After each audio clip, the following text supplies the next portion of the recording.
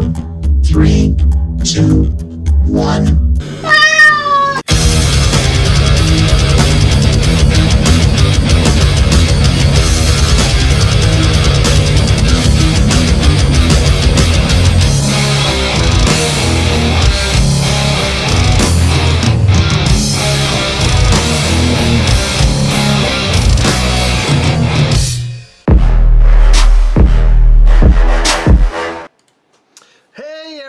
We're live. It's Sunday and we're hanging out as per usual, and we're here to talk about some article that was released, I guess yesterday was the first time that I had ever seen it. So I want to talk about that, and I guess we'll take a look at the article. We'll read through the article. I'm sure there will be a Gastlecast video this week discussing this topic a little bit more. Maybe Heather can dig a little deeper, because you know you're pretty good at all that sleuth stuff. I don't think I need to dig deeper. I think you can read the article and like gather what they're saying. Okay, so you think there's enough on that article? Yeah. To get well, so all right. Well, let's not give your impression of the article yet. We'll talk about that. Do you want to read it here? Well, yeah, we'll read it. Cool. We'll talk about that. Yeah. Do want to mention, if you want to support the channel, hitting the like button helps really, like, a whole lot.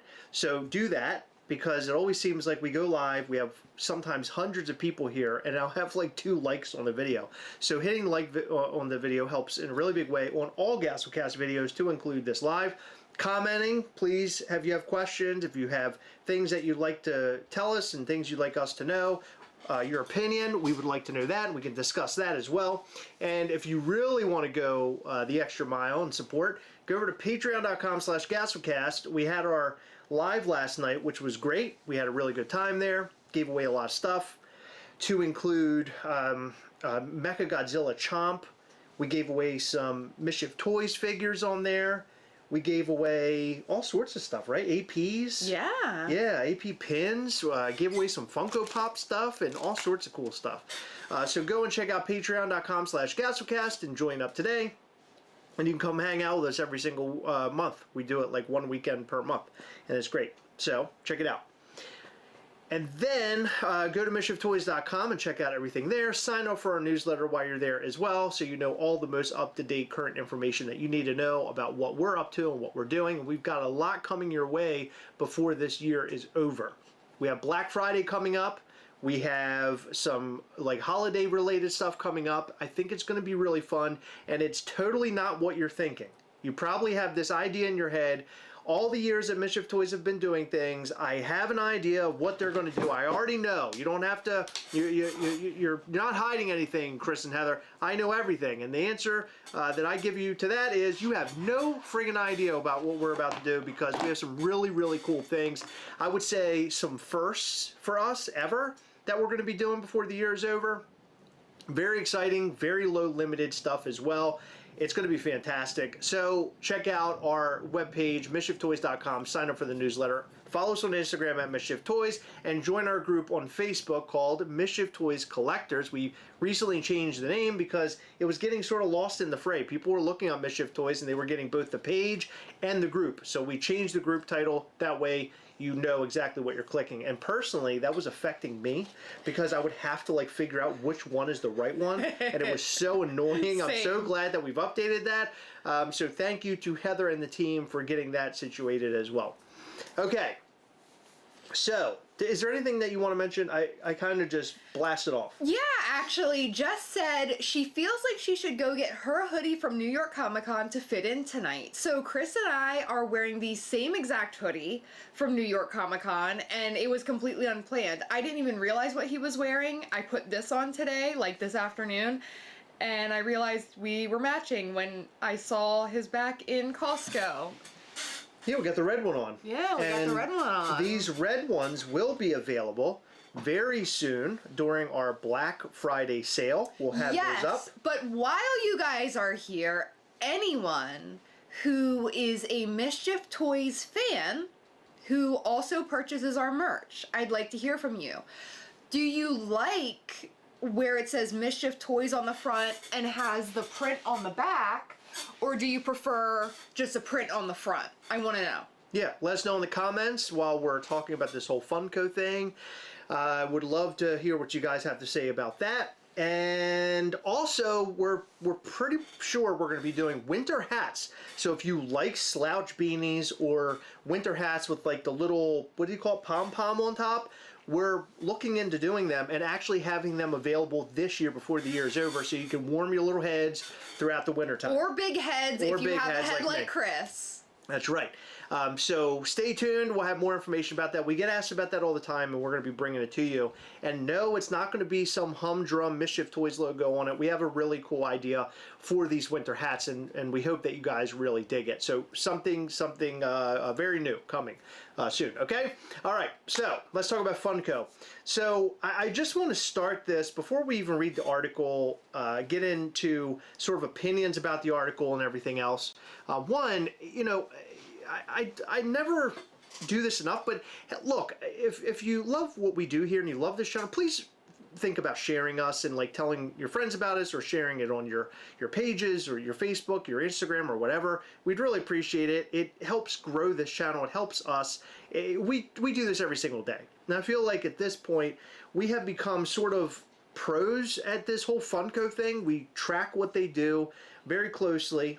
Sometimes not so closely as we knew, because we had no idea that they had their quarterly call. We totally forgot about that. Well, I normally get a notification from my stock apps. Well, I think Skittle Rampage made sort of like a Cliff Notes, which is very, I appreciate that. Oh, cool. That was cool, and that's been like posted all over the place. So we're going to talk about that probably this week. We're not going to talk about that tonight necessarily. It's more about this whole article thing.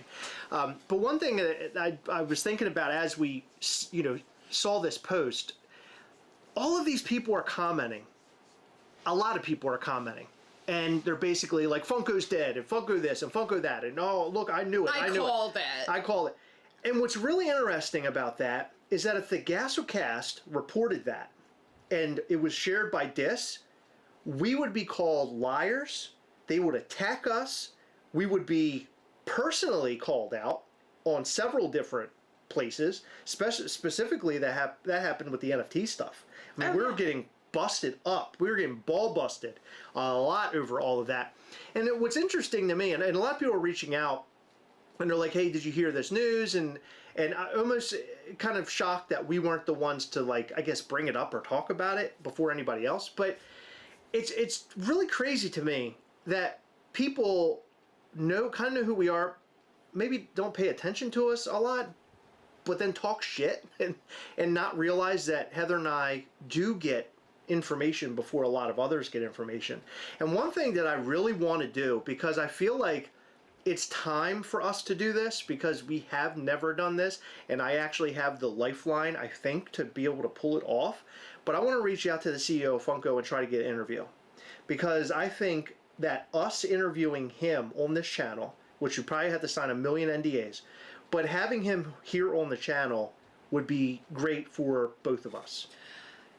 I agree, but personally, I don't think their lawyers would allow it. I'm not sure, but I think that if we're seeing magazine articles, because there's yet another article where he's discussing all the great things that are coming up from Funko, I think we could really discuss that with him and sort of, I don't know, like I have questions, but I don't have questions where I'm going to be like TMZ and like pry into his shit or anything. Yeah, but it's or more like or less twist what he's or saying. twist his words or whatever. But I'd like to talk to him. One thing I really enjoy about this channel, which we have not done recently a lot of, is interviewing. I love interviewing, and it's something that I feel like I have sort of a strong suit for, and I want to do more of that. And I think I'm going to try to tackle this upcoming week and see if I can get something scheduled. Now, look, he might tell me to screw off. Funko might tell me to screw off. But I think it's good for us to do this. So,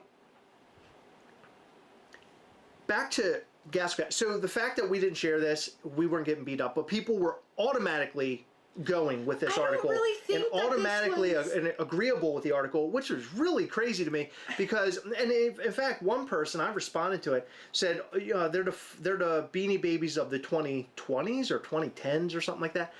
I'm like, what the fuck are you talking about? Beanie Babies lasted like literally blink and you missed it with Beanie Babies. It wasn't even that around that long.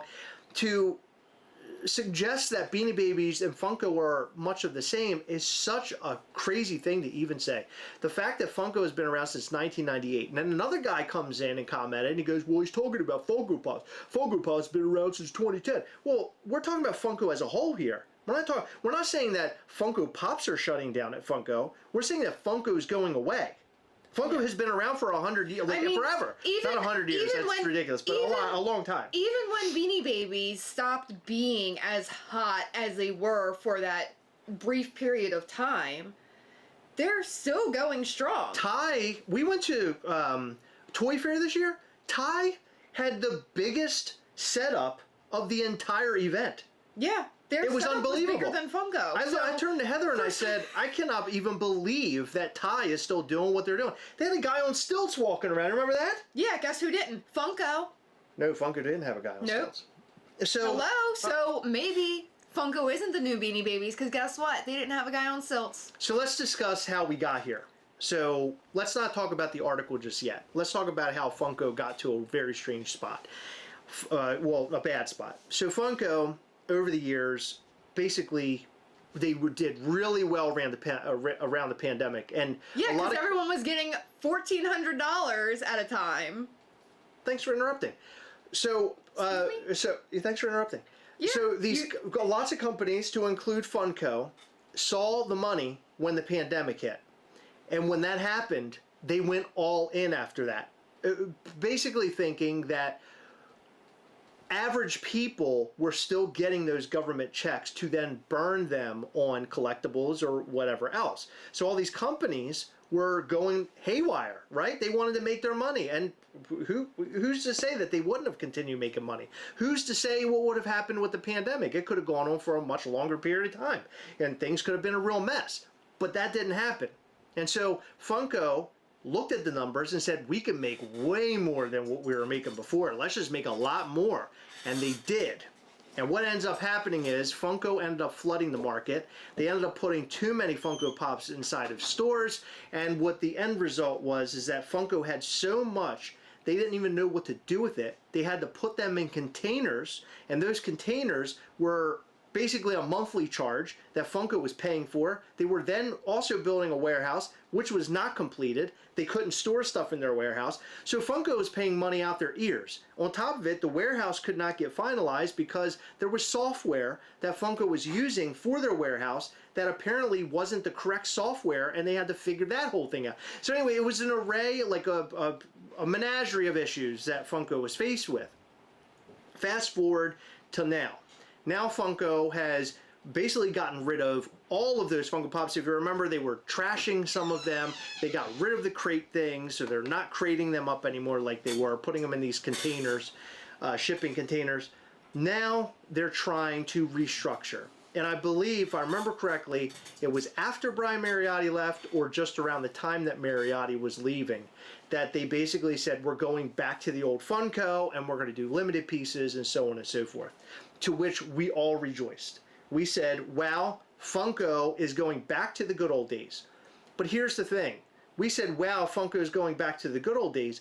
But the truth is, Funko cannot go back to the good old days. The reason why Funko cannot go back to the good old days is because in the good old days, they weren't a billion-dollar company.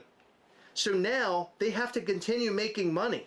They can't make all the money that they were making if now they have to make limited items, meaning that people aren't going to buy the same amount of items because Funko is making a limited count of these items. Well, what did Funko do? Funko started putting price tags on these Funko Pops that were much higher than usual because of the limited number.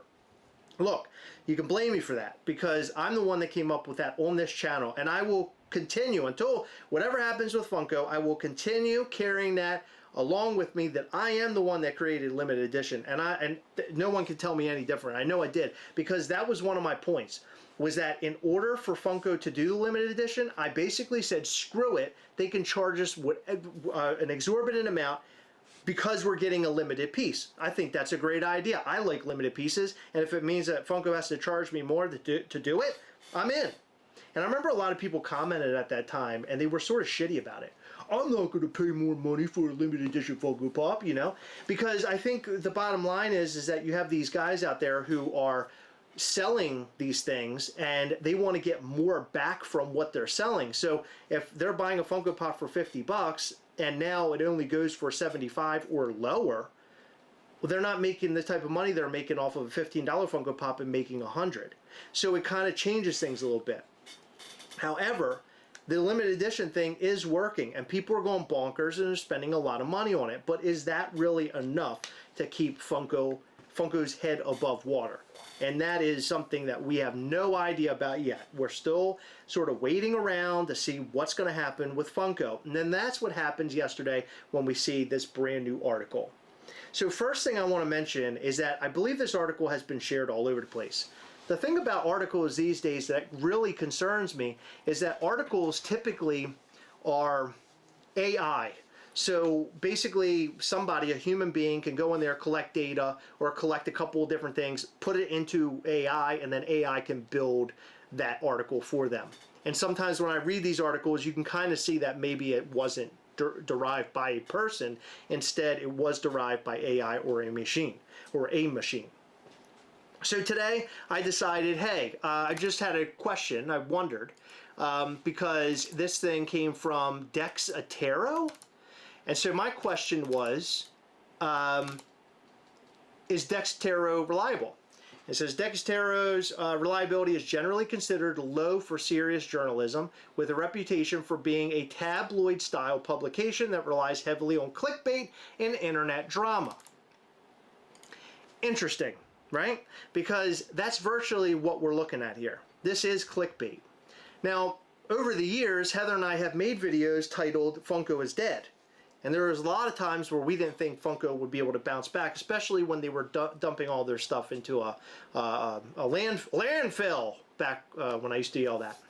So we didn't know what was going to end up happening with Funko, but Funko has found its way to do good things and keep collectors on board. And the other day, I didn't mention this to you, we didn't talk about this, and I think it's brilliant. They posted a commercial that was about the new little Funko City things, you know, the little miniature things. Mm-hmm. And it was a kid building the road and playing with it. That's and it was brilliant. like his mom was there. That's brilliant. And I'm watching that and I'm like, man, this should have been, I don't know if they were creating these commercials back then, but they should have started with creating those commercials. Absolutely. Because those things, that town, little pop town or whatever the hell you call it, what do they call biddies? Biddy towns. That's brilliant. Funko can make a ton of money off of this. And I love biddies personally. They're scattered around here somewhere. But here's one. I got the little haunted house. I think it's great. I got a DeLorean. In there? Dracula's in there. I got a DeLorean. You could take Marty out and put him inside the castle, and then the Dracula and the DeLorean. You could have Dracula driving a DeLorean. I mean, this is great stuff that Funko's doing. This is fun. It's fun stuff, right? Fun company. It's fun. Mm-hmm. But Dexatero apparently is not a very reliable source, which not shocking to me. Last night when we originally saw this article, we were on our Patreon. I shared it on Patreon. We talked about it for a second. I think we all came to the conclusion that it was a clickbaity thing. It didn't seem real. Although a lot of people out there on the internet right now are saying this is a real thing. They think it's a real thing. And that's a problem. And the reason why that's a problem is that a lot of people are getting concerned and scared. Now they have this collection worth however much they have inside of their house against a wall. Remember when people would get them and have a whole wall that was Funko Pops? Is that still happening? Is that still a thing? I don't know. People used to, it was like they had the biggest hog in town when they had walls. You see the guy, they would always make those YouTube videos and they were in the corner of the wall and their wall was like all Funko Pops behind them. And I'm like, you know, to anybody else that is not a Funko collector, people are looking at this and just like laughing. They're like, what are you doing? Yeah. You're lining your fucking walls with Funko Pops? Are you insane? What are you doing?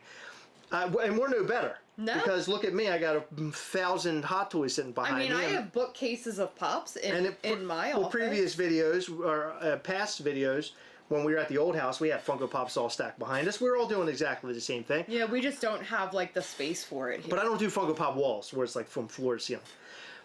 Anyway, I'm getting like way off course We here. learned the hard way why not to do that. Remember all the flooding we had? Right.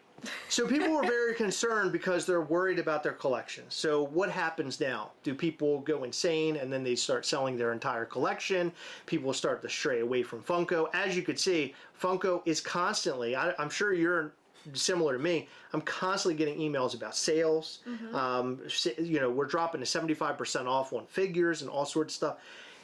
You know, that's something that's expected out of a company like Funko. I don't look at that as necessarily a bad thing. You got to go out with the old and in with the new. Clothing does this. Everybody does this. Video games, it happens with video games. It happens across the board with virtually everything. So to expect that Funko Pops, which are at this point, Funko's a toy company.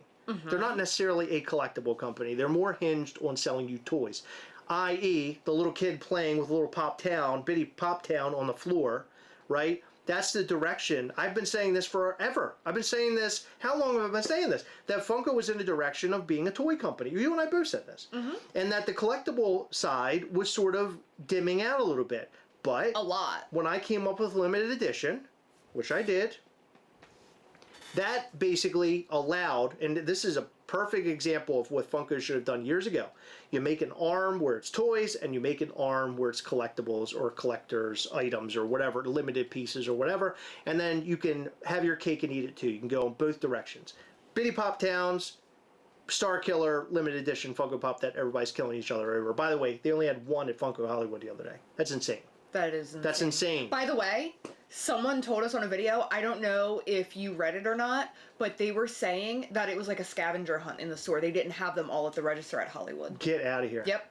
Isn't that cool? Well, That could start a lot of shit. I don't know. I would never have done that. But the other thing is, there's a very, what's the word I can use? A very infamous, I guess, flipper. He has cases, master cases, full of all of those pops. So one thing that Funko really needs to stop doing, like in a really big way, is stop selling to these flippers. And I watched them do it at Funko Hollywood. I'll call them out right now. I watched them sell to these guys, and they basically had a little piece of paper, and they were writing down, like, it was almost like a tab or something. It was really fucking weird to me. But they didn't carry this stuff out with them. It was just like, here's all the things I'm getting. And I guess they came back and got it later. I don't know what the deal was there, but it was really bizarre. But it appears that Funko Hollywood, for sure, has been working with a lot of these flipper dudes. Now, at the end result, I guess it helps with the secondary market for them, because now these Funko Pops are hitting the secondary market through these flippers, right? So maybe that increases the value that way. Maybe that's how they're looking at it. Also, the hype that surrounds it as well. But it's not a very good look when there's a picture out there of one of the flippers, which is an idiotic move. These guys are like, I don't want to get off on a tangent about this, but these guys, they're doing it these because guys they are want so, you to talk about them. No, but they're just so, it's not even that. It's not even that. You're missing the whole point. It's this cocky fucking behavior. And so if they have a deal with Funko, like, Funko should look at this and say, you know what? We probably shouldn't do these backdoor deals with these guys if they're going to post it all over the internet and make us look stupid along the way. Because all that's going to do, I've had people message me about this, and it's turning them off from Funko. So you do it enough, it gets worse. How do you know that they're not using a bunch of different addresses or a bunch of different If you names saw the and stuff? picture, I'm telling you, it looks like cases that you would buy at, that's what they come in. Boxes. How do you know they're Funko not? boxes. How do you know they're not storing it in, like, their buddy has a Funko shop down the road and gave them an old box? I don't know. You know, I saw it with my own two eyes, Heather. I was right there at Funko Hollywood. I watched. I don't know if you watched it, but I did. I saw what was going on there. Very shady going on. Of course, it was very shady, and I know that's what they're doing for sure, 100%. But I love the people at Funko Hollywood. Good people, especially the guard there that we met. Really nice guy.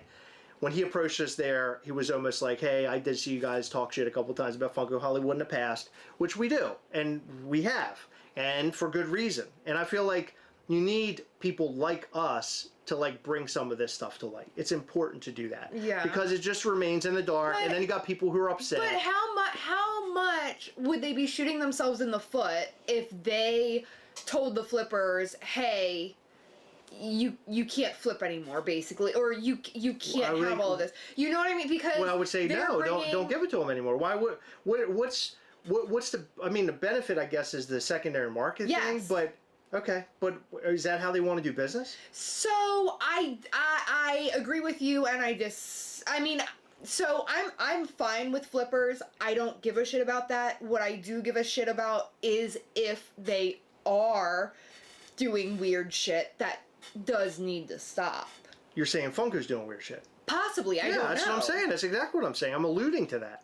That's exactly what I'm saying. There's a problem with that. I don't like it. There is a problem with that. I think it's bullshit. I agree. But that's just me. So, we found out, I just explained to you how Funko started, you know, and then went downhill, and then they came back up, and now they're doing LE. Are they doing really great and doing great business and everything? No, because they're, what's in the stock market, they're not looking very good there. They're looking pretty poor there. Every time we check it, it almost seems like it's gotten lower. I don't know how high it is right now because of the economy getting kind of weird with the government shutdown, which, by the way, sounds like government shutdown might be over here soon, which is good, I think, for a lot of Americans. But this article, I'd like to read it. Let's see what this article says, because the article is why we're all talking about this tonight, okay? So here it is, let's see. Funko is at $3.30 per share. Right, at one point they were up at $11.50 because I had them at $11.50. That's when I bought it. So my stock has dramatically fallen. Okay, so here's the article. Pop maker admits it might not survive another year as sales crash. So these guys are doing, obviously they're doing good work because here we are sitting here and talking about it. And again... But is it actually good work, or is it shitty work that we're forced to talk about because it's shitty? Well, no, it's good. No, meaning it's good work because we're talking about it. Yeah. They're getting their job done. Yeah, but not in a way that I would agree with. Heather, that isn't what I'm saying. I'm saying that they're getting clicks. That's what they want. Yeah. And they're getting a ton of clicks right now. So they did what they were set out to do. It's fucking stupid. So had I and Heather made a video like this before this came out, and we're like, hey, this is what's happening, people would have diarrhea right on our faces, for sure. Like, there's no doubt in my mind. We would have gotten beat to shit. But here, this website does it, and people are on board with them, which it kind of aggravates me, honestly, I'm not going to lie. But it says, Funko has warned investors that it might not survive another year after reporting a sharp decline in sales and issuing a formal notice about its financial stability. Now, formal notice, I want to know where that is. Because I don't know a formal notice, what exactly that is, what that's talking about or referring to. The collectibles giant behind the pop vinyl brand posted net sales of $250.9 million for the third quarter of 2025, down 14% from the same period last year, and recorded a net loss of roughly $1 million, according to its latest financial filing. The company cited falling demand, higher tariffs, and tighter retailer inventories as major challenges in what it described as a difficult retail environment. So tighter retailer inventories, in my opinion, started with Funko.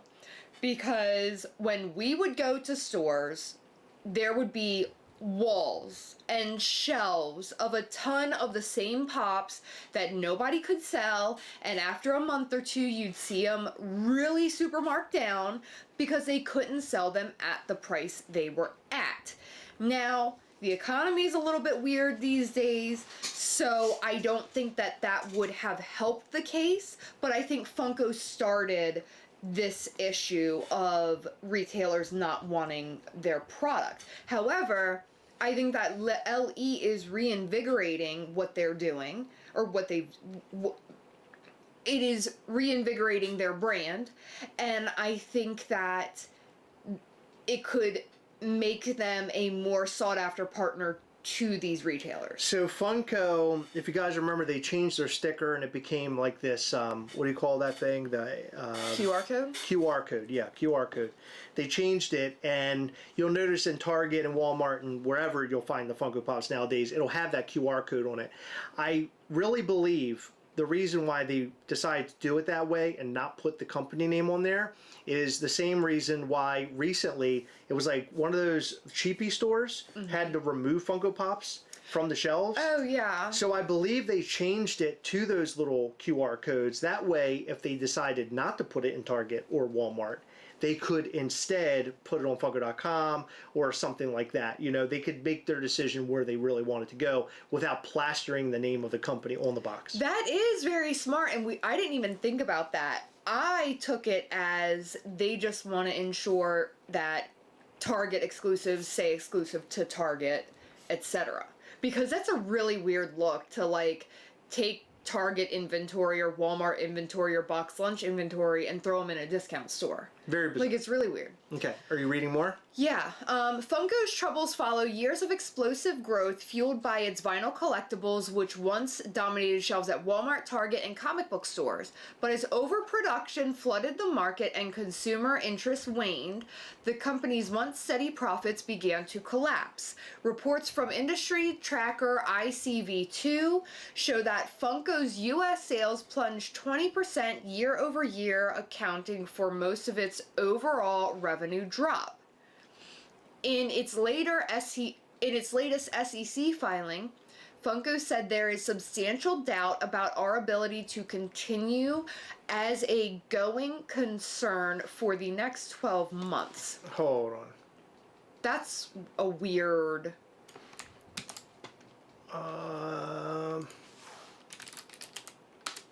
Let's see what Gemini says.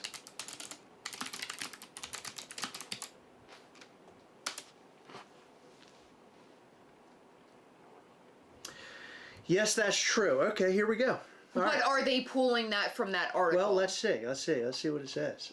Does it tell you where it gets it from? Say, where did you Funko- get that information from?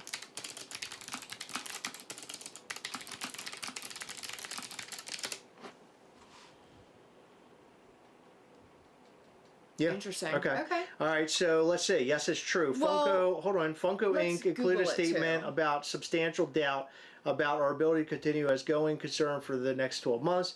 And its latest quarterly report on Form 10Q, which was filed with the U.S. Securities and Exchange Commission on November 6, 2025. That was just days ago. The disclosure is typically made due to financial changes, which in Funko's case are cited as including weaker sales and revenue decline, liquidity risk and working capital liquidity risk and working capital pressure, anticipating non-compliance with certain financial covenants in their credit agreement at the end of the year, December 31, 2025. The company is pursuing a plan to mitigate this risk, which involves focusing on certain product lines, implementing cost controls, and exploring financing or strategic alternatives. So this is probably all due in part to this is the reason why the former CEO was let go, because they were not able to get them where they wanted to go. So now they brought in this new guy, and this new guy is set to be literally the last stand for Funko. Like their savior. Like the savior. And is that possible? Who's to say? I mean, I don't know. This kind of disclosure is a serious financial warning, but does not automatically mean a company will fail. It means management believes there's a significant risk that could prevent them from meeting their financial obligations over the next year without implementing their planned mitigation actions. Interesting. So, all right. So what's the takeaway there? Takeaway is that Funko is in a bad place, and now Funko is going to have to they're probably going to have to work their butts off to get to a good place. But we all knew that. Like, this is old news to us. But however, Funko is coming out and they're giving us this data in their report. Yeah. Right? Can we go back and finish the article? Yep. Without new funding or an acquisition, it could breach loan covenants and default on debt obligations. The company has roughly $250 million in total debt and has already amended its credit agreement twice in 2025 to secure covenant relief. Scroll down. Funko says it will focus on smaller product lines such as Bitty Pops, blind box collectibles, and its Pop Yourself kiosks while exploring strategic alternatives, including a potential sale. Once a billion-dollar powerhouse of pop culture merchandise, the company now faces its most uncertain year yet. So to me, this doesn't really sound like great reporting to me. Honestly, okay. It seems like they are gathering their information from a bunch of places all over the internet, which is good. I feel like these are things that anyone who collects Funko have noticed. However, I think it's centered around that quote, but I think that that article is making it seem doom and gloom when it's not necessarily doom and gloom. They're making it seem like it's grave news. Yeah. And Funko is dead and you go ahead and bury him. But this is a perfect opportunity for this new CEO for Funko to sort of rise from the ashes like a phoenix and grow and do good things again. Well, they're already doing good things. As we know, the limited edition seems to be very popular. I really hope that it's not like, it's not a fake thing where they really are selling all of them, you know? Yeah. Because it could be smoke and mirrors in order to make Funko, like, I don't know, exciting again. But so far, I've been like super into it. I think limited edition is great. I love seeing people go crazy about it. I love Funko. I'm a huge fan of Funko. I'm surrounded right now by Funko. I got Funko in front of me. I got Funko behind me in places. I got Funko up Above here. us. I got posters over here. And the funny thing is, over the years, people have listened to us and how we talk about different things. And most of the time, it's, as I always say, it's comedy. But, you know, we love Funko. We want to see them do better. And the only thing that we've ever done was try to give ways in which they could do better. And that's how limited edition, I'm pretty sure they got it from me. But the limited edition thing, I came up with that as sort of a roadmap of like, here's what you could do to make things exciting again. Yeah. There was one group of comments that I got to talk about, because if I don't talk about it, then I just feel like I'm wrong. I feel like I need to be honest in my feelings about things, because if we don't talk about it, then it's fucked up. So basically, there was a post about Funko not doing so well, and there were some comments on that post, and it really bothered me reading them. No, I'd rather you not do this. I got to. I'd really rather you not do this, please. I would really appreciate it. I think that this is something that you and I need to talk about and we need to approach in a different way. Okay, well, I'll say this, because Heather won't allow me to say what I want to say. It's not about allowing or not allowing. I think that what you say represents the both of us and what I say represents the both of us, and I think that we both need to be on board. Okay. Before talking about something So like this. there's another big company, which I can't name, commented, and basically it came across, let's just put it this way, the way how I was going to explain it, it just came across as kicking a person while they're down, kicking Funko while they're down. And it really bothered me to see it. And it's because it's a company that I have grown to really enjoy, and I know the community has grown to really enjoy. And the fact that they were commenting in the way that they were was kind of messed up. However, I think there's some good reason for it. I think that the company and the folks who work for this company at one time worked with Funko, and maybe they had a bad experience, which is why they're saying what they're saying. And I think that's where all this derives from. However, there's always competition. So these companies are competing with each other to be the big dog, to be number one. But seeing these sorts of comments, which I can't get into, Heather and I could discuss it later. Maybe we'll have it on the channel somewhere.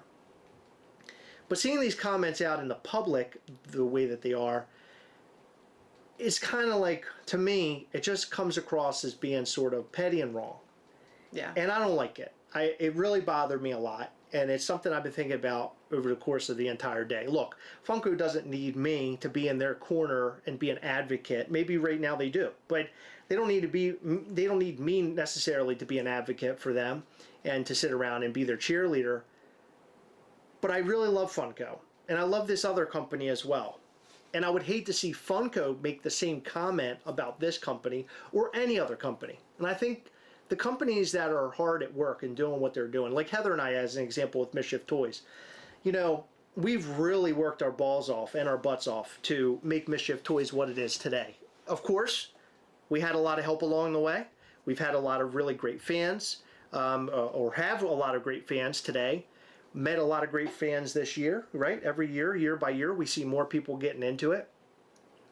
Never once would I ever think to sit back and to be hateful about my peers. Over the years, I have been very critical about Funko, and I think that in the past, I may have been critical in such a way where maybe it almost seems a little bit ugly, whereas today, I'm more understanding because I get it.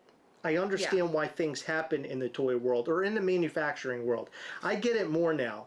So before, I was sort of speaking from a place of not knowing and just acting like I knew everything because I'm just on YouTube and I can say what I want, I can put my content out there, and I'm the big bad boy of Funko. But the reality is that over the years, thinking about this and creating Mischief Toys and learning how all this stuff goes, I realized, like, man, I said a lot of things that I probably should have never said. The problem is, with this case, these folks have been a part of Funko. They now have a big toy company, and they're saying the type of things that I used to maybe would have said. That's where my problem is with it. And I hope that maybe this is fake.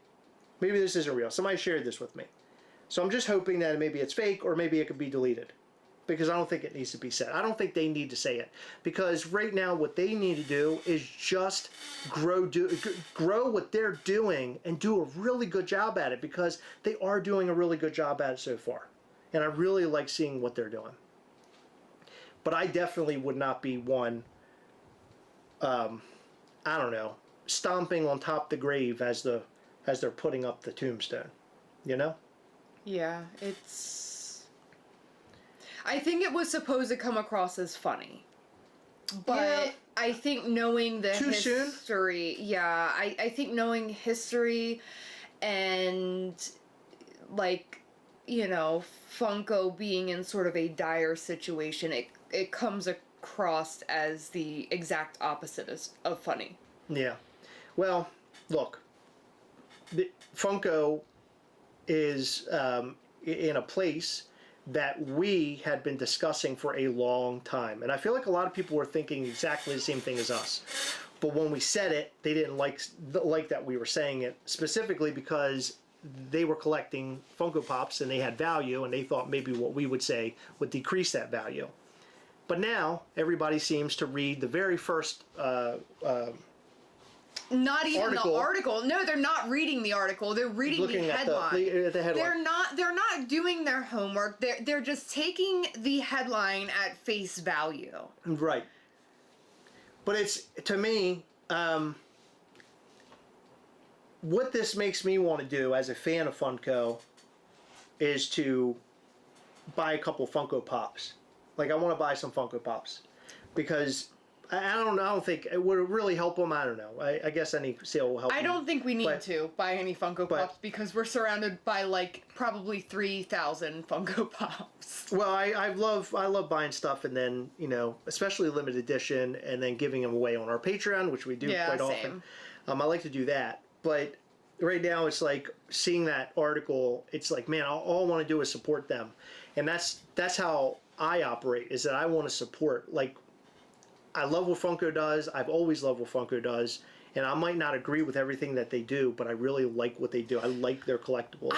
think there is a company out there that every single one of us will 100% agree with, whether it's what they put out or what they're doing or where they donate their money or how their employee who lives in Arkansas feels about something. Like, there is no 100% perfect company in any of our eyes. True.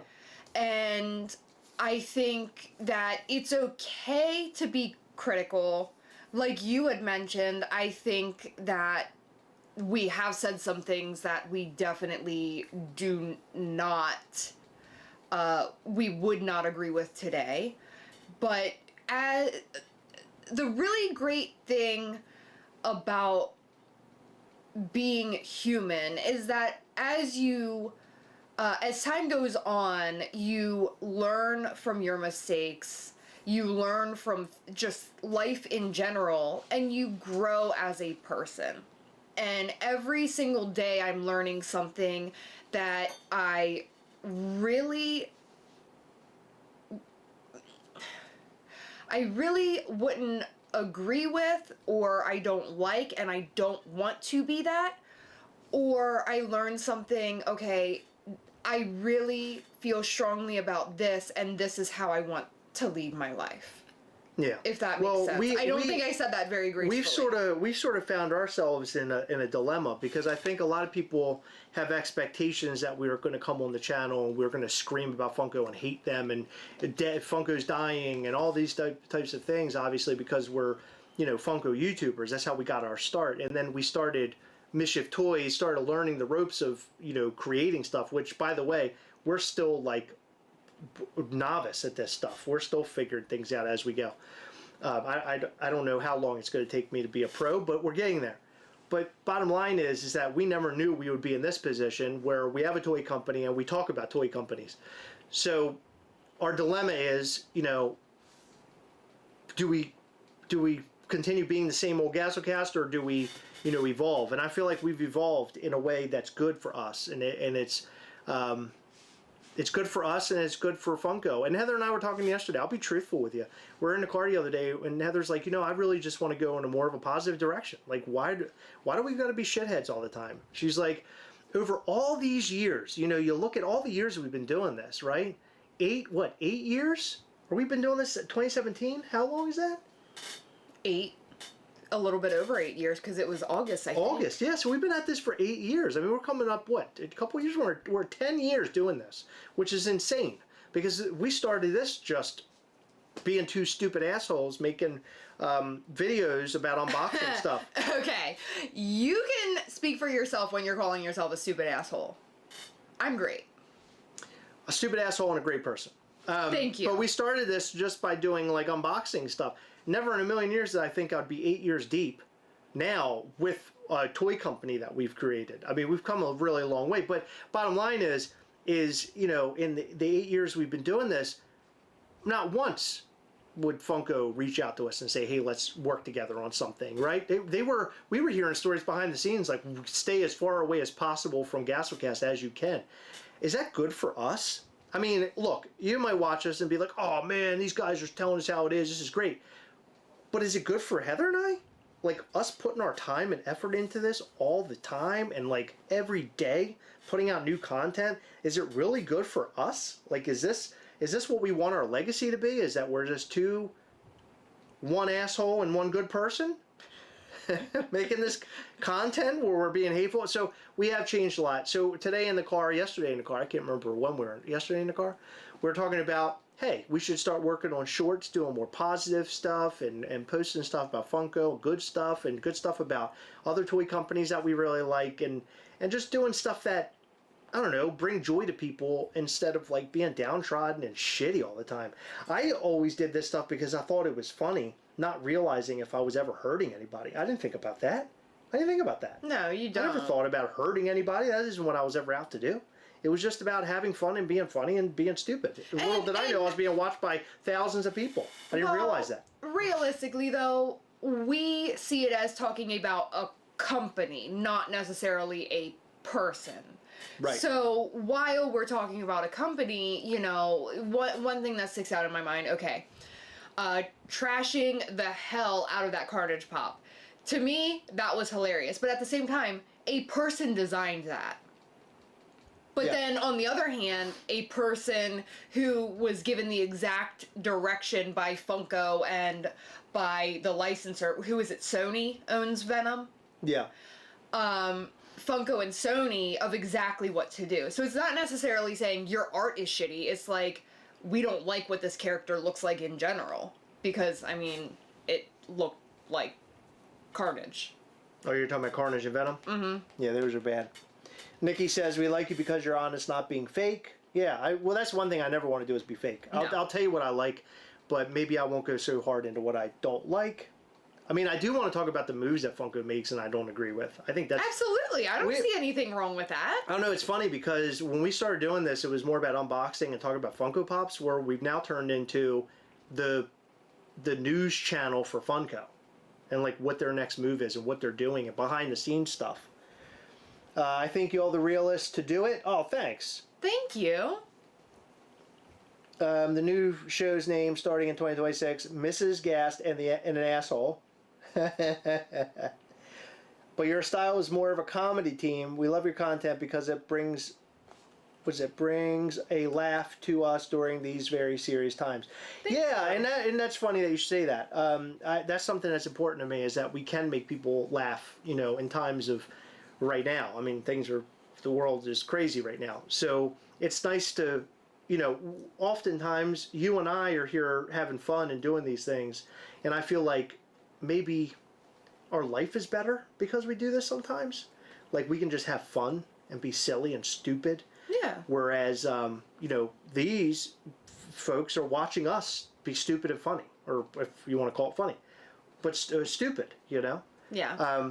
I like to think that we're bringing people something, Yeah, but I mean, we can be ourselves and we can still be funny and we can still be goofy without being hateful.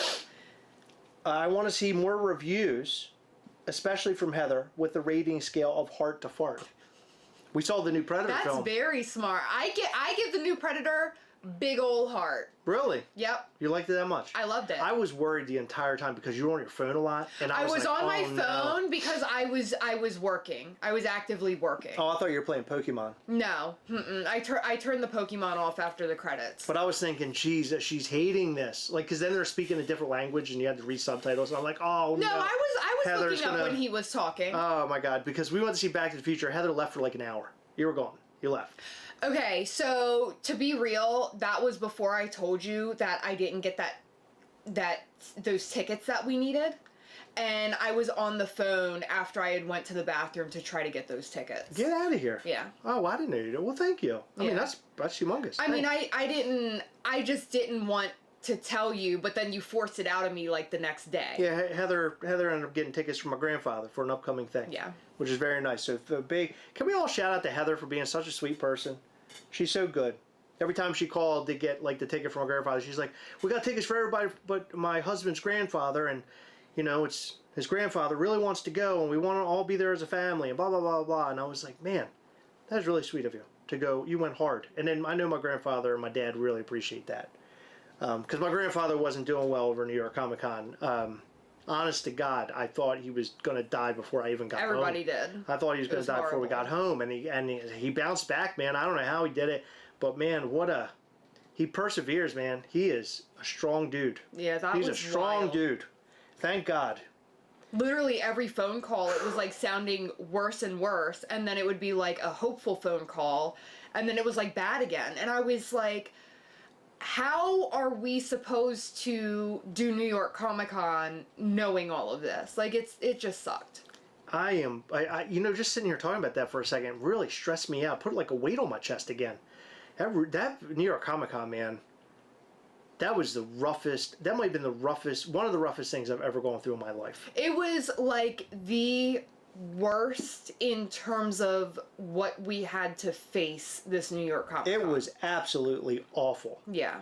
By the way, speaking of that, I am hard at work at trying to get the documentary completed for New York Comic Con. I'm hoping to have it completed by the end of this week and have it out to you guys. And I hope you guys are excited. please let me know if you're excited in the comments, please. I would love to hear if you're excited to see that. It's a great documentary so far. It's awesome. It includes You're doing all the fun from the event. It also includes, you know, kind of ups and downs and very low lows for us. You get to see a little behind the scenes stuff, what was going on at the place that we were staying at with like our whole team. It was unbelievable. I think you guys are really, really going to like it. It's really great. Brian Barrick, I'd say you are being a bit tough on yourself. There's a difference between trying to be hurtful and giving an opinion. Yeah, you've got a good point. I agree with that. I just know. I think people just took us the wrong way a lot, and that bothered me. It really did. Hold on, it really bothered me that people took me in a way that I was being mean and hurtful. Which, if you know me in real life, I am none of those things. No. The only thing that I ever do is joke with people, and sometimes I can be harsh in joking with like my friends, and it's only because I love them and I know that we can be that way with each other. We could say shitty things to one another. And Heather and I do it to each other all the time, as you see on the channel. Yeah. Sorry, I cut you off, but if I don't say it, I will fucking forget it because my brain, how my brain works. That's the boat I'm in now, so you can just keep going. I'm sorry, my brain is like disgusting. I can't remember anything. Gas men are full of piss and vinegar. My dad and my grandfather, I'll tell you, they're two tough guys. They really are. And I'm nowhere near as tough as them. I think Heather should have her own late night talk show. I definitely watch. Yeah. That's terrifying. Sure. Heather's great. Heather's really great. She's really funny. Heather is hilarious, and she says things sometimes kind of just out of nowhere, and a lot of wit. Real quick. Heather's very quick with her humor, and she always makes all of our friends laugh. She's really great. I agree. She could have a nighttime talk show. I'd watch it too. Mets fan says, even though I went through something traumatic last night, just watching this, life makes me smile all over again. Oh, dude. Well, I heard about your stuff, and I'm so sorry to hear about that. I hope everything's okay. Jess can't wait to do NYCC again. And Jess, you actually made the documentary. You were in it for a few minutes. Yay, Jess! Yep. Chris and I went on a walk, part 4. I don't think we talked about going on a walk in this one, did we? No, but Heather and I always would go on walks. We haven't been on one in a while. No. And I like to think that that's our best, meetings. Yeah. But I will say this, at the beginning of this week, Heather and I had a really great meetup together. Yeah, you want to know why? Because I scheduled it. I penciled you in. That's not true. I did. Is it and true? Guess what? I had a meeting tonight. I don't even know where you went. I said, you want to be a part of this? You were like, yeah. And then you just fucking disappeared. I was working, but... Yeah, well, I told you at one point. You and the ladies, man. You and the ladies got this thing down. I was listening to you. You I was weren't. listening to you, but there was no reason for me to be in it. There was a part, and I got your attention, and I said, I'm going to need you for this, and you just, like, disappeared. Well, you should have yelled. I would have come in. I was in here working. I said, I need you for this. Listen. And you just, like, walked away. I was working on something that you'll see at the end of this live that you're not going to want to miss. I just want to throw that out there. Yeah. Do not go anywhere. It's huge. It's huge. Okay. Go ahead. No, it's okay. Go ahead. I want to hear you. No, it's okay. You can talk. Please. About it. Yeah. Obviously, I shouldn't talk. No, I want you to talk. You yelled at me for interrupting you at the beginning. So, I'm huge. Go ahead. If you are a Mischief Toys fan, stay. Because it's cool. That's right. Guessing it's the 2025 doc and not the 2024 one. Damian Lauderhead. You're kidding me right now? You obviously know that it's not it's not 2024. I will be working on 2024, I promise. That's something I want to get into. And I promise you guys I have all the footage. I got to talk to Zachary Stone because I got to go through his footage. So he sent me footage that does not work well in my Power Director. Yeah. So he actually has to like recalibrate it for me to use it. So I got to go. It's a long story. I got to talk to Zachary about it, but I will get the 2024 one done. 2024 Night of Mischief was humongous. I mean, it had the most amount of fans of Mischief Toys like able to be in a room.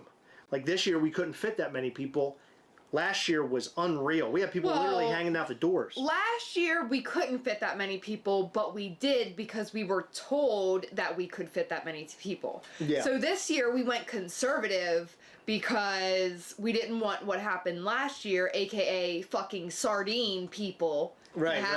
That was great. There were so many people packed in that room, and it was just not comfortable. No. GTA 6 and the 2024 documentary have been officially postponed until 2078. Yeah, that's right. They're all coming out the same day. You imagine you're watching a documentary and you get GTA. Look at this tail wag. Look at that. He's the only cat I've ever met that has a wagging tail. He's like a dog. It's so weird. I feel like he was raised with dogs or something. I don't know. Because he sits on laps. He's such a cool dude. He's a really good cat.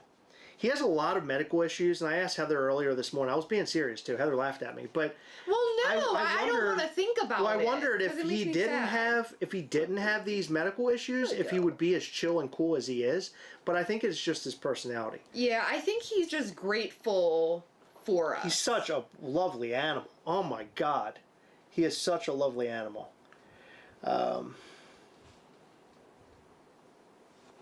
Oh, Damien, I know you're kidding, dude. We're good. I know you're kidding around. Look at this. I got the foot. Got that foot rolling. Yeah, hey, buddy.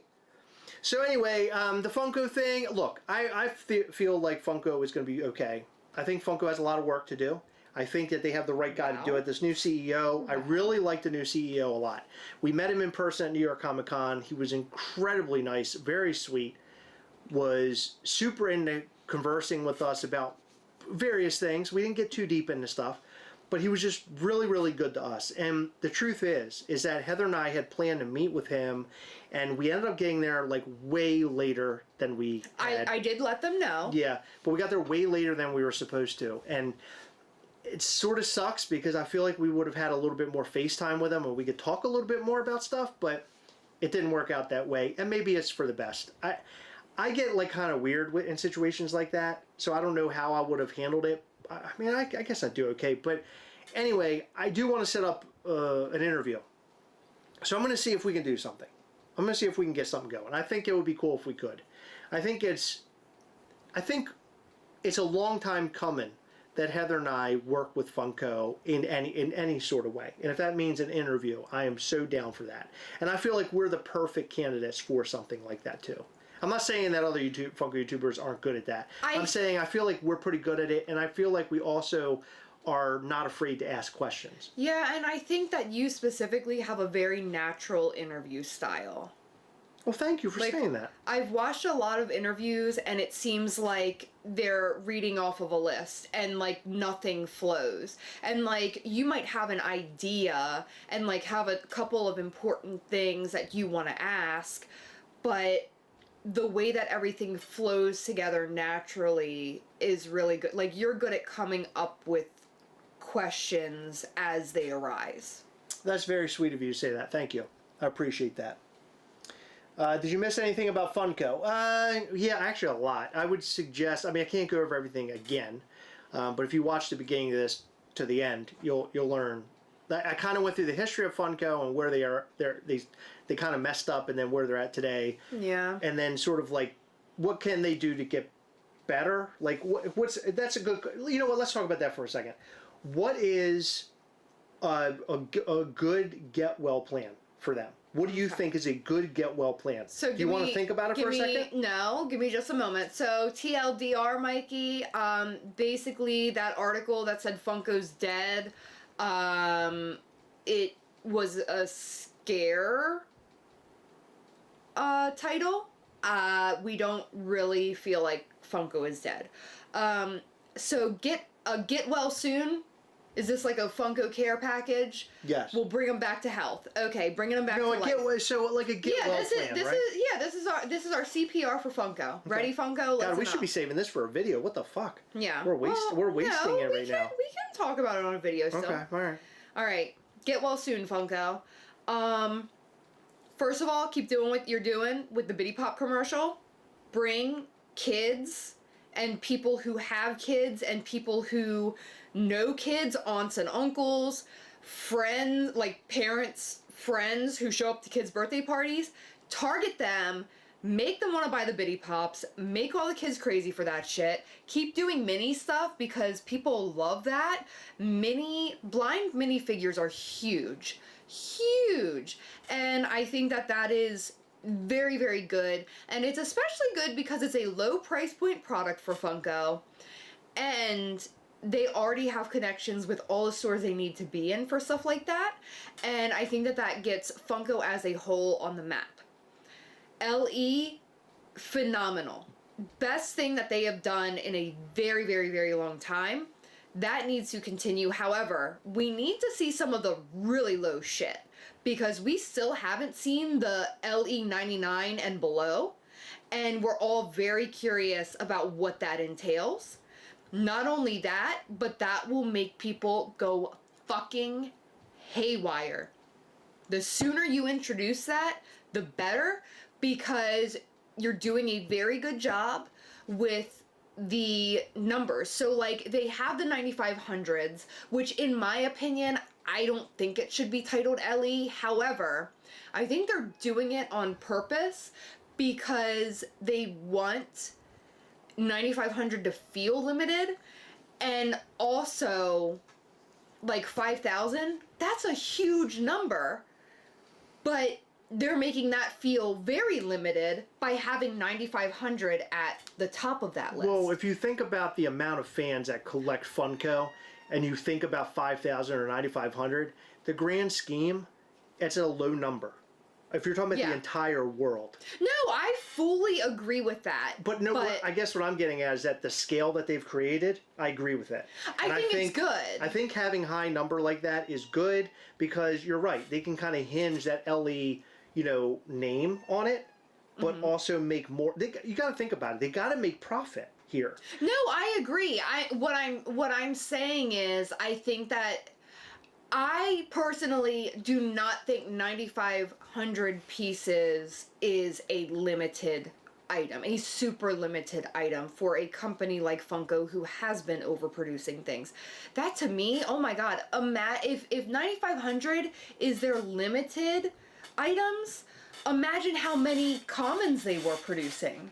Oh, I've been telling you that for years. Like, that has to be obscene. Oh, yeah. But I think that the scale is good. I think that making 9,500 feel very exclusive is a good call. That makes 5,000 feel less crazy. Because remember a few years ago, they had that bear, the fuzzy bear,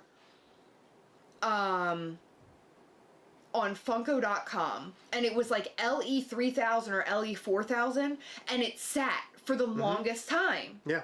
If they put that up today under LE, it wouldn't sit. So I'm comparing it to that, the 9,500. Well, so LE has a hype thing now. Yeah. People want it, and that's the thing. With anything, you got to make people want it, and so they created this scale. You have to spend a little bit more money to get some of this stuff. It's harder to get, it's good for them. They need to do that. But in the same vein, like you said, about biddies, they need to be doing that as well. I think they need to go harder with limited edition. I think we definitely need to see the 1 of 1 or 99, and below pieces. I think they definitely need to go that route. They talked about it, but we haven't seen it yet as far as I remember. Yeah. But let's kind of do those types of things and really get people insane. Fun days, bring that back in some capacity. I don't know. Even if Josh, if that's a Hollywood store, it doesn't matter at this point to me. As long as they do it. I just want to see them do it. Okay. I disagree with what you just said. I don't know. I want to see them do something. Bring fun days back, yes. Make it what it is supposed to be. The good news is Josh, the CEO from Funko, is apparently very well versed in events. So I think that if he heads one, we could see something really cool. But I do think it needs to take place at SDCC because people travel from all over the world. They did it this year, like 2 or 3 weeks before SDCC, and a lot of people travel specifically for SDCC. People come from everywhere to San Diego Comic-Con. So the fact that they held it at their store and they either had like the Funko influencers that travel everywhere all the time, or the same old people that would visit, that like have the capability to visit the Funko Hollywood store anyway. It's no more than like a road trip for them. I feel like it was a missed opportunity. They should definitely take advantage of the biggest convention in the country and have it there. Okay. I'm not disagreeing. All I'm saying is financially, I don't know if they can do it like they did. I think they absolutely can, and I think that they could charge people for it. What's making you say that? I think that they can charge people for it, for sure. You think they're making money? I mean, think about okay. So take a step back for a second. I think what I'm saying is they're charging people more money based off of the LE tiers. Mm-hmm. If people are going to an exclusive Funko event, it doesn't matter where it's at. They went too hard when they rented the shell or whatever. Like, that was crazy. You know that had to cost a lot of money. They could go to a fucking... Yeah, but you're missing my point, though. So, right now, they have to make money. Like, there's no not making money. I feel... Like, look at Night of Mischief with us, as an example. That's a prime example. We make no money off of Night of Mischief. No, we don't. No, we're usually in the hole with Night of Mischief. But we're not Funko. We are not known for putting on fun days. Their events are much bigger, babe. I mean, you're thinking They are, but much bigger means more. I think we'll agree, much more people. Yeah, we'll agree. They can cut costs in ways that don't affect the fun held at the event, in my opinion. And I think not only is it a good event to draw people in and to make some cash, I don't think that hosting events is necessarily a money-making thing right there. I think hosting events is a way of keeping your fan base strong, keeping people excited, and I think that that's more of a marketing thing versus, hey, we're going to be rolling in money. So one other thing that I think was good for them, but also bad for them, was that they made Fun Days boxes of fun at home. Yes, and they're not exclusive to the event. We had talked to some of the big dogs, former big dogs of Funko, and they were completely against it. Yeah. And they said basically what they're doing is that they're ruining like a very coveted thing. Yeah. And Fun Days, although Heather and I never made it out to go to Fun Days, when they had it at San Diego, we always agreed with that, in the fact that they really should keep it all to that. So what they probably could have done was a box of fun at home edition, something separated from Fun Days, like something later in the year or earlier in the year. I don't think it needs to be separate in that way. I think having much higher limited edition pieces in the boxes is important. And I think them being completely different from the pieces at the show is important. Yeah. I do not agree with the Camp Fun Days having the same pieces and the wrong sticker. As you guys know, we made about 56 videos on that topic, and I think that was stupid. Let me tell you why having a box of fun at home is good. One, it's cheaper than hosting all those people at home at an event. They're not having to find a venue big enough, pay for the big enough venue for all of those people. And, I mean, not everybody can travel there, but it's a source of revenue that they wouldn't otherwise have. Two, I think that the hype that it draws, people not knowing what's coming in it, gets everybody talking. People talking about it makes other people curious. I mean, remember when the boxes of fun it was like the second or third year that they had been there, and someone would post about it, hey, does anyone know when the box of fun is coming out this year? And there were like 20 comments. What is the box of fun? What is this? What are you doing? What does this mean? Is it Funko? What's happening? Right. What's in it? So I think that that's good, having the buzz. And not only that, how many people open the box of fun on YouTube, on TikTok, on Instagram? Yeah. That draws people in. Whether it is good for, the old school collectors or whatever, I don't know, but I think that it's good for Funko as long as it's done in the right way, where the pieces are less limited than the ones at the show and completely different from the ones at the show. Yeah. They could be adjacent to the ones at the show. Like, for example, when WandaVision was a thing, they could have like a really cool glow-in-the-dark Vision at the show, and then have like a higher LE Wanda that might be like metallic at home. So it's like paired in a way. Yeah, and not only would that be good for, just hype in general and making the boxes different, but they're similar enough that people would want to seek out the in-person version, and the people who went in person and love WandaVision would want to seek out Wanda at home. So that simulates a secondary market. I think that they could do it in a very smart way. Zion Monkey says, Mischief Toys should do something similar to a box of fun, perhaps call it a sack of mischief. That name is a work in progress, of course. That's hilarious. Would we ever do a mystery box? Like mystery Mischief Toy. Like, we would never do a mystery Funko box, because a lot of people got into that for a while, and we were like, yeah, we'd probably never do that. But how about a Mischief Toys mystery thing? What do you think of that? I like that idea. I love the idea. I think that we would have to find a way to make our products a little bit lower of a price point. Well, that's what we're aiming to do right now. We're working on that now. Yeah. Working on that now. If and when, I should say when, that does happen, I would love to do something like that. I think that would be very great. Right now, it's just like you said, I think that would be good for an in-person thing and maybe an occasional online thing, like once a year or something. I think that would be so much fun. But like you mentioned, events are so expensive, and you have to pass your expenses to your customer, or you're completely in the hole. If we did if we did a mystery box, it would be, well, Jess is right. The trick or treating was sort of that. But yeah, it was fun. I would want to make a box that is all brand new products, but you don't know which one you're going to get, and we don't even tell you what's in the box. Like, you have no idea what the box is going to contain. You'll get it, and then it'll be a fan sort of unboxing announcements thing.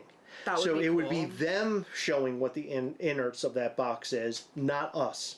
That would be very cool. Yeah, I think that would be brilliant. We should think about that. Yeah. I'm sure we could put that to work. Would you guys like to see that? Would you like to see a mystery sort of box from Mischief Toys, in terms of, like, not a mystery specific figure, but like a box of like things, trinkets, right? Maybe a super low pin. Maybe there's a pin in there that's one of 25. There's only 25 of them, and then the other pin you can get is like 50, or another one that's 150 or 200 or whatever, right? Something like that. I don't know. I'm just throwing numbers, but maybe we could do it like that, and you don't know what you're gonna get, right? It's a box with a big question mark on it. And Mischief and Ghastly being fucking zany. Yeah, that would be fun. It would be like a you know how we give away a bunch of different stuff at our events? It would almost be like all of that, but embodied in a box. Yeah. I think that would be really cool. Yeah, well, maybe we can call it Sack of Mischief. I like that name. Because that's funny to me. That's like kind of hilarious, Sack of Mischief. I feel like if we did a Sack of Mischief, everything would have to be like I would design it. Penis related. Yeah, I would design it so it is in a sack. So what they get, and it's in a box, but it's in an actual bag sack thing. That would be cool, right? And you can put everything in there. I think that would be kind of cool.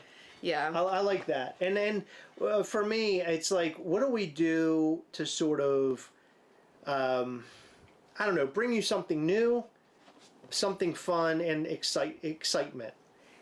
And I want to do more of that. And that's what we're aiming for. And the rest of this year, you're going to see a lot of that. It's a lot of ideas that have basically derived from our minds and things that we like, and different ways in which to do special events. Like, we're putting together special events. And that's something very important to me. I talked about this on Patreon last night, but I really want to make events sort of a thing for Mischief Toys, so it isn't humdrum. The one thing that I think is killing the collectible market today is that companies put out stuff and it's just for the sake of putting it out. You have all these different companies, I'm not going to name names, but you have all these different companies that are making the same character over and over. As an example, it's Dracula. You'll see Dracula in like 10,000 different iterations. Spider-Man. Yeah, that's a better example. Because I love Dracula. But like Spider-Man or Captain America, and you see them in all these iterations. And it's just like, after a while, you're looking at it, and it's like, man, I already own this in this other iteration. Why do I want this new one? Like, how can you sell it to me, right? And sometimes it works, sometimes it doesn't. Most of the time, for me, it doesn't. I have a hard time rebuying stuff like that. However, if it's something, speaking of us specifically, okay, Mischief Toys, the stuff that we come up with, most of the time isn't going to be licensed based. It's sort of like out of the minds of our wonderful artists that we work with, and Heather and I teaming up with them and coming up with something really great. We come up with these great, interesting, and fun different things that stand out on your shelf, but I also want to surround that with a cool event and something that we can all enjoy together. Heather and I go live, and we can make a thing out of it. You've seen us on these midnight lives that we do, talking about upcoming things or doing drops and stuff. That's exciting to me.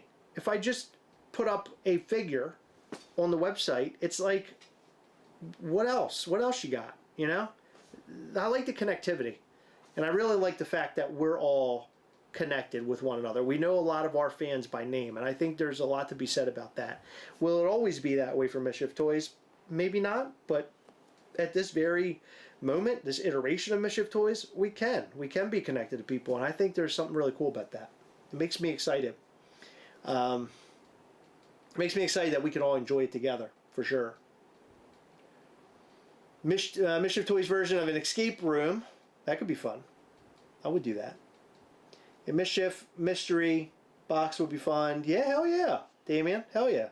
I would love it. I would love to see people opening up these mystery boxes and kind of uncovering to see what's inside. I think that's fun.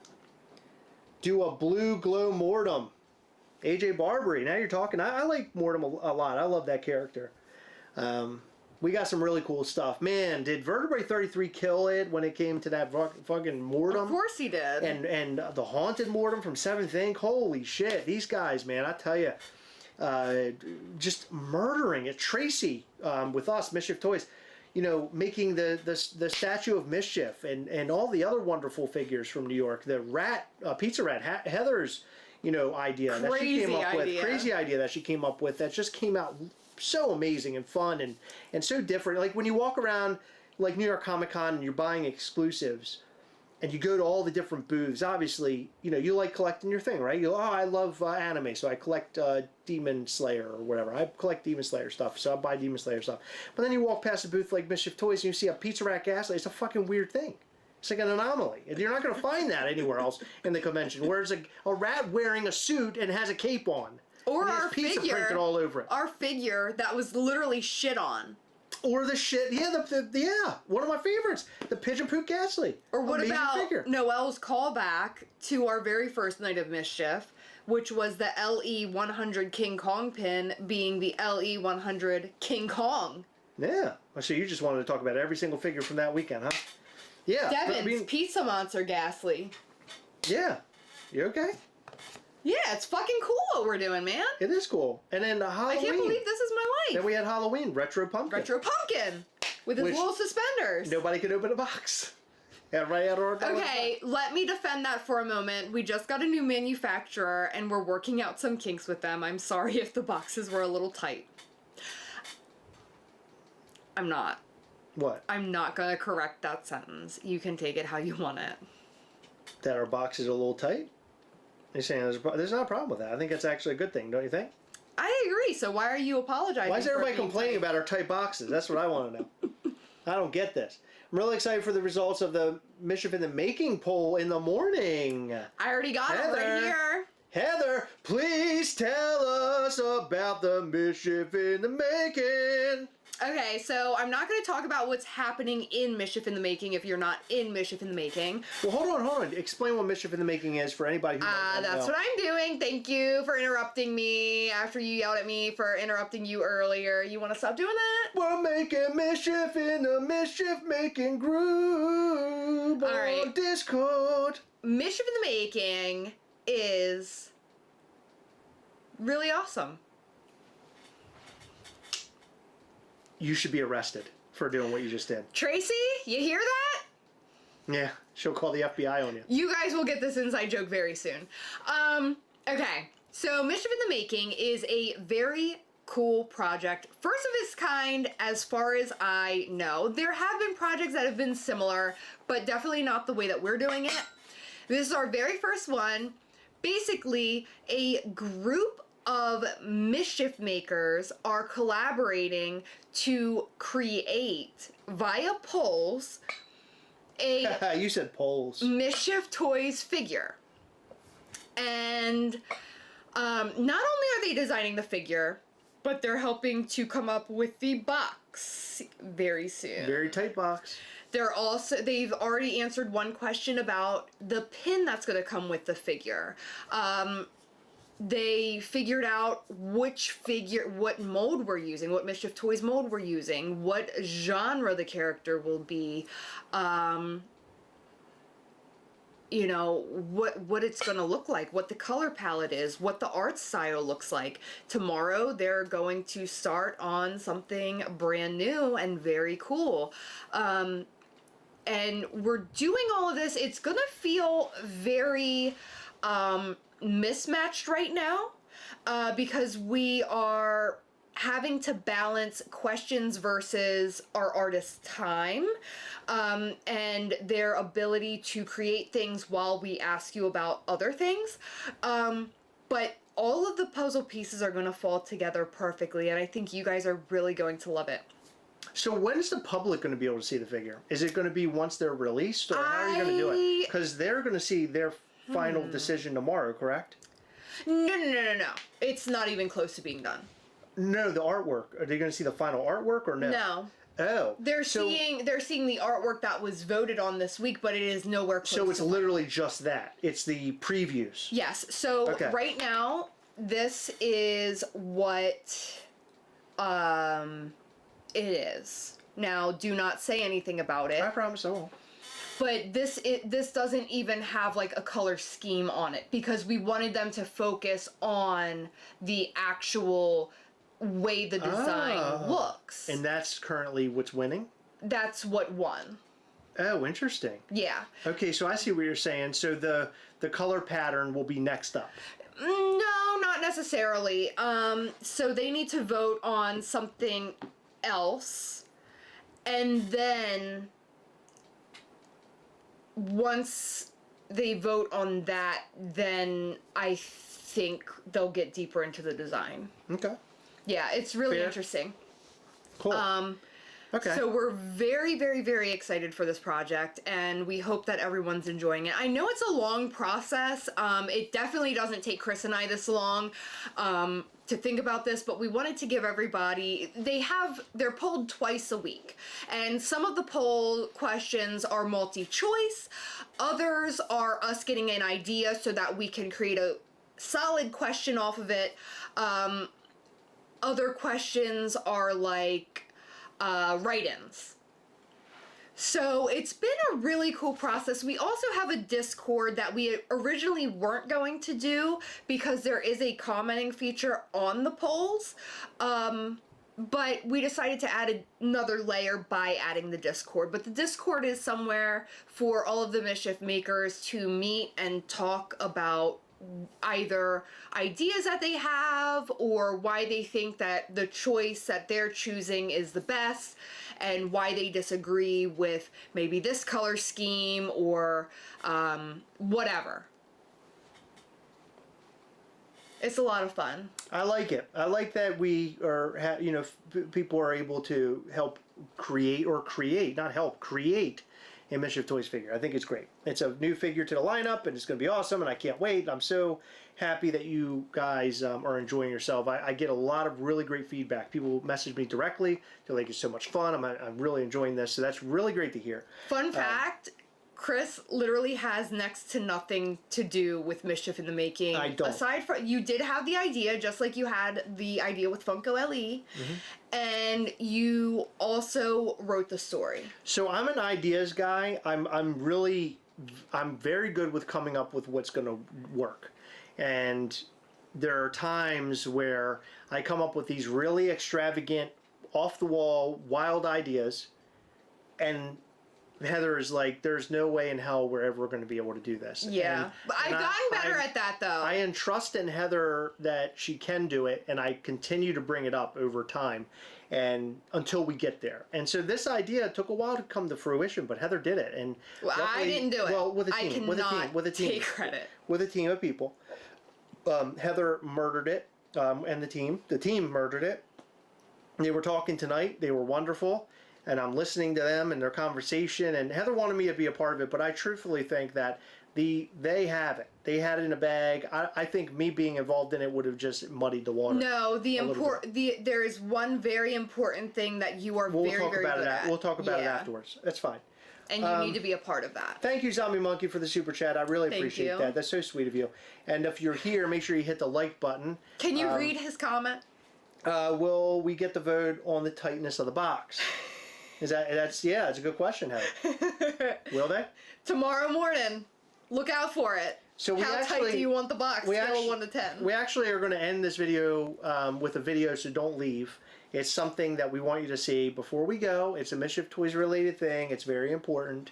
Very. I did want to talk quickly about this week. For those who love Mischief Toys, we went to our t-shirt maker and our hat maker, and they're wonderful.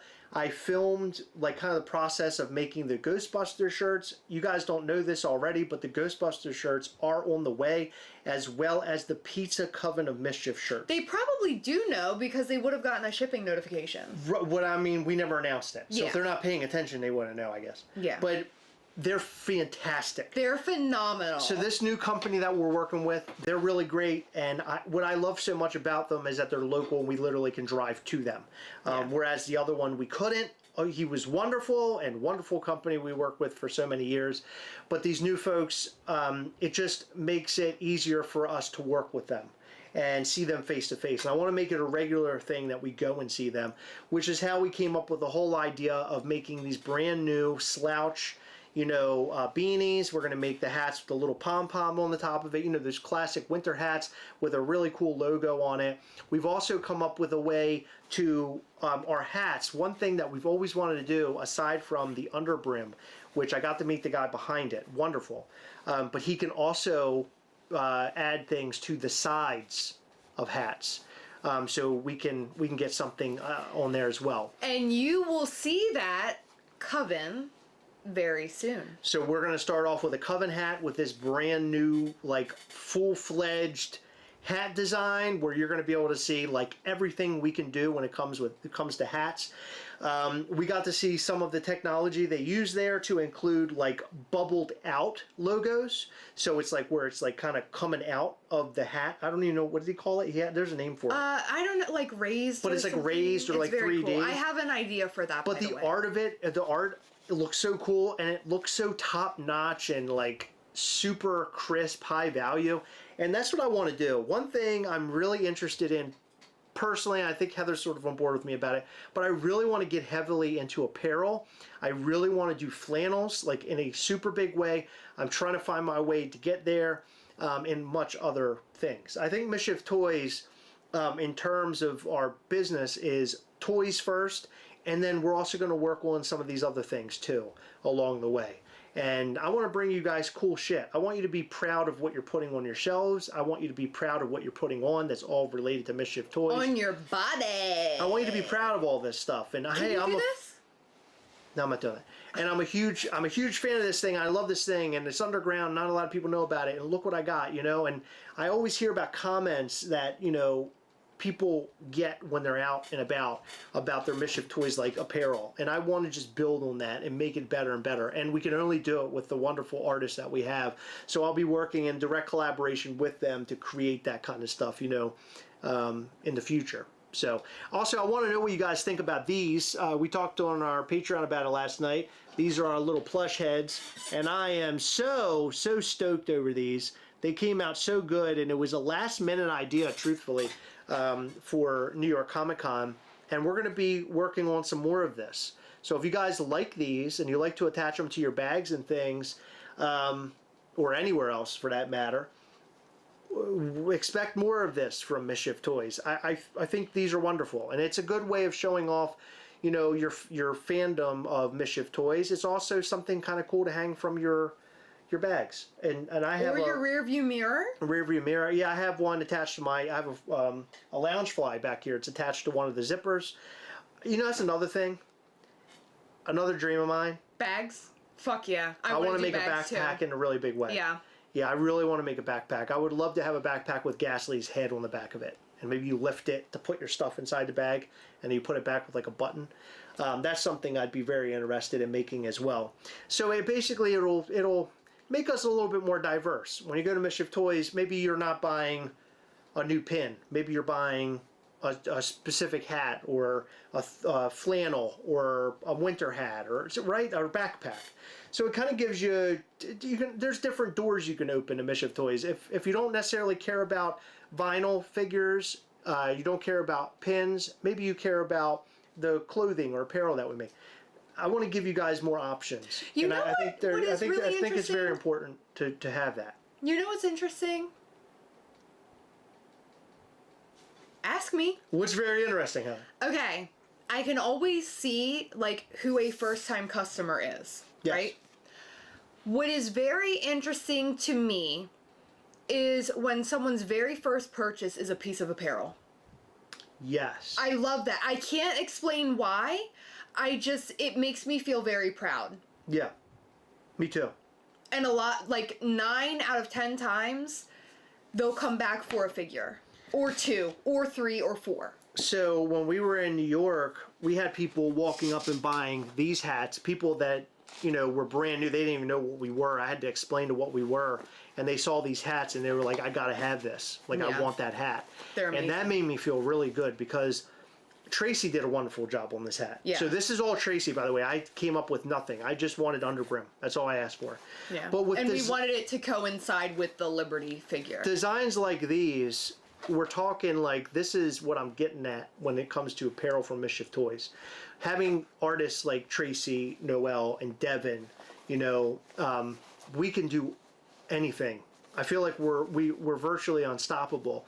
It's as far as our imaginations will take us, but it's a lot of work, and there isn't many of us. So bear with us. I get messages a lot. I see emails, and people are like, "Hey, I didn't get my thing yet," or I didn't get my figure yet, or I didn't get this yet. It doesn't happen that often, but when it does, I read that message and I kind of laugh to myself because I'm thinking, man, I wish that I had somebody who just did that, just shipped our stuff out, because you should have seen Heather with the Halloween stuff. Well, both of us, mainly Heather, but both of us were in there just throwing the tricks in there and treats and just doing all sorts of shit, just trying to get get the stuff out to you guys. It can be a tough gig sometimes, but look, it's so rewarding to us. This whole thing is so rewarding to us, and I just really appreciate you guys being with us and being a fan of Mischief Toys and loving what we do. It means a lot to me. Yeah, you know what's interesting? What? I think about it every single time I'm wrapping merch specifically. Figures, that's where we start, right? That's what Mischief Toys started as, is pins and figures. So, always grateful for that. But the fact that we're a toy company and we've been able to put out apparel like we do just shows me, 1, how proud you guys are to be collectors, and 2, how sick our designs are. Because I will be in the warehouse wrapping hats and shirts and hoodies, and I'm like, oh my god, is this ever going to fucking end? I'm tired, I just want to go in and lay down or read a book or watch that new episode of whatever TV show I'm watching, and I'm like, this is a lot. And then I'm like, what the fuck are you so frustrated over right now? Because this is fucking cool. Yeah. Sometimes I get this spurt of more, there's more orders, but then I'm like, this is fucking cool. Yeah, 100%. Really cool. So and I'm not meaning to complain, but when you're at work, you're just watching the clock, when's the end of the day. I don't really have that. It's more so when this task is done, I'm done, or these tasks are done. And I'm like going through orders and I find like the stack starts out like this big and it doesn't feel like it's getting any smaller. And I'm like, damn. And then I sit back and think about it and I'm like, people are wearing our shit. Yeah. People that aren't me and you. I'm not. So as part of this, you're complaining that we have sales? I don't know. Yeah, I'm complaining What the fuck? that we have sales. Have Yeah, we no. talked for so long tonight? You're now complaining about how much? I'm not. how No, long we I'm go not. into it? I'm not complaining. I'm talking about how I know my. what you're saying. I'm joking. I'm making. Yeah, my mind goes there because nobody wants to work, but like I have the coolest job in the fucking world. You do. And you do. people like it. People love it. So, IZM4161 says, any plans on DIY contests? I've been sitting on a DIY for a long time. I have a little story for it. So let me ask you a question. Is there do you think, hold on, do you think... I can answer the question without you. Well, I'd like to tell you what my thoughts are. Okay, give me your thoughts. Do you think we could do a Christmas DIY and they have from now until Christmas? Let me tell you why. Because we don't have any DIY in stock. I'm waiting on getting DIY in stock and then we're going to kick it off. And I'm hoping that it's very, very soon. So I just want to make sure it's in stock because I know that there's a lot of people who have purchased DIYs and I am so sorry we mentioned this so early on and never got to it. But I want to make sure that our DIYs are in stock for anyone who never purchased one or who wants to buy one or didn't realize there would be a contest, and for them to be able to go to the website and then be ready to be painted. Tracy or is here. drawn on. Did you know that? We are bringing hot fire with the apparel. Hell yeah. Duh. Yeah, you're fucking killing it, Tracy. For real. There was something else I had, and now I can't remember what it was.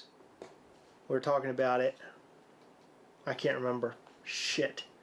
It's okay, though. Okay. It's been a long day. It's actually been a long weekend. It has been. Yeah, it's been a long week, but good weekend. We got a lot done, I feel like. Okay, I need to pat myself on the back because okay, let me tell you something. Our warehouse has been... Can I pee while you're doing this? Yes. Okay, it has been an organizational nightmare. Right before New York, I started really getting it together and it was like this close from being perfect. Can you fill it up for me, please? Yeah. It was this close from being perfect. We go to New York. We come home. I am sick as fuck. I had a fever. My throat was hurting. Hardly had a voice. I was tired. As a matter of fact, I was sleeping for like 17 hours a day. It was it was so shitty. Our biggest fault is when we come home from events, we don't take the time in that moment of unloading to put things in their rightful places. So we have like, when you're cleaning up from something, you might have like pins and figures in this box, but then you have like lanyards and figures in this box, and then you have shirts and pins in this box, and like nothing is where it should be. So our job should be to come in, go through the boxes one by one, organize them, label them, and put them in their rightful place. For a long time, we were just piling stuff in the warehouse, and I would ask Chris, hey, someone ordered this, can you get it for me? And he's like, well, where is it? And I'm like, I'll go and get it. And I'll show him where it is. I will literally be like climbing over boxes. It'll be like the third one from the top, but I know where it's at because I was in that box at some point looking for something else. It's just a nightmare. During New York Comic Con, we did that exact same thing. We just piled everything up. Nothing was anywhere that I knew. Then, when I was still sick, like 2 days after coming home from New York Comic Con, we got a shipment of, I want to say somewhere around like 40 cases. And Chris had to solo it and he basically just had to find room around the New York Comic Con stuff we just threw in there. So now there's a walkway like this big. Chris can hardly fit back there. I can hardly fit back there. It was horrible. Man, I spent last week and this whole weekend organizing everything, and I am so close to having it perfect. And I'm so happy, and I'm so excited. It's great. It's phenomenal. So I'm very proud. I really got a lot done, and I still got all the apparel done. Literally, we picked up the apparel, I got it all packed that same day, and we shipped it out the next morning. It was so cool. Very proud of myself. Now I'm awkward because I don't like sitting in front of the camera by myself. Here you go. Oh, thank God you're back. Why are you being awkward? I'm just not good at talking. Okay. What did you say now? What did you say? You were talking about what now? How I did is that a liquid IV? Yeah. Why? Did you want one? I'll get one. I'm sorry. No, it's okay. I didn't tell you. How I clean the warehouse like a fucking boss. You did such a good job. You did a wonderful job. So, all right. Look, it's been a long night. We talked about Funko. We talked about where Funko is today. I don't think Funko's dead or anything. I think they're going to bounce back. I think things are looking pretty good for them. Although I'm not surprised that they're, reporting that things aren't looking so hot, because they got to do that. They got to tell the, they've gone public. So now the stockholders got to really know what's going on. They can't hide it from them. So they came right out and they told them, hey, things aren't looking very good. It's kind of grim. I feel like things are going to bounce back, get better. It'll take time. I think, thank God for everything that's going on with this new CEO, bringing in, I think, the right guy. I think the end result is going to be a good thing. We're going to hang in there. We're going to pay attention. Heather and I always stay, very focused and affixed to what Funko is doing. Like I said, I'm going to try to get a interview with the CEO if I can. I can't make any promises, but I'm really going to try for that because I think that would be really good for them. And I think it would be good for Heather and I, because it would be good to have a one-on-one kind of chat with him. Not live or anything, but we would do it like a pre-recorded thing, just in case anybody says something that they shouldn't have. Yeah. Look. Hold on, before we go, Fallen please, okay. Angel, I want to know your favorite liquid IV flavor, because I find a lot of them very sweet. I only like the lemon lime one that I've tried. I've tried the grape one. It was too artificial. It was artificial grape. It didn't take, I like grape juice, but I don't like grape flavor, if that makes sense. Yeah. So, yeah, I just want to know some recommendations. And they had like a strawberry one or something, and passion fruit, and they were just too sweet. Mr. Yak says, I hope the best for Funko, but shoes, food, and makeup isn't filling me with confidence. Okay, to be fair though, themed makeup is actually very, very popular when done right. So if they teamed with the right company, I think it could be a good thing, and people might wonder, like, what is Funko if it's the right thing? Yeah. Okay. So if you guys stayed here long enough, it's good that you stayed, because now now you get to see something very brand new and fun from Mischief Toys that no one else is going to be able to see until I post it on Instagram later on tonight. Then everybody will be able to see it, I guess. But you'll be the first to see it, so you can go and tell everybody, hey, remember that Mischief Toys thing that happened? I saw it first. Yeah. I saw it first before anybody else. You'll be the one, okay? Make sure you hit the like button. That helps big time on this channel. It helps the video. Across the board, it helps. I know there's only like 65 likes or something like that. That's okay. That's How many good. we are? 76 now. Yay, thank you guys. Yeah, 76. Thank you very much. Yeah. Hit that button if you haven't already. There's more than 65 people here. Or 75. What did I say? 65 or 75? I don't know what I said. I don't know. Hit the subscribe button if you haven't already. Hit the little bell. That way you'll know anytime we go live or post brand new content. Go and check out our Patreon at patreon.com/Gastlecast. That's a very good way of supporting this channel in a different way than just hitting like button. Check out Mischief Toys. Sign up for our newsletter on mischieftoys.com. Follow us on Instagram at Mischief Toys, and join our group on Facebook, Mischief Toys Collectors, and join the Gastlecast group too. It's great. What's it called? Is it called Gastlecast something? What's that? Oh, We Hunt Together. We Hunt Together. Yeah, that's right. I don't even remember my own damn thing. But now you get to see a thing from Mischief Toys. A couple people left. Can you believe that? They didn't want to stay here for it. All right, we love you all. Be good to each other. Have a great week. We'll see you back here next Sunday at some point. New video every single day. Don't miss out on it. We love you guys. Get excited. Get excited.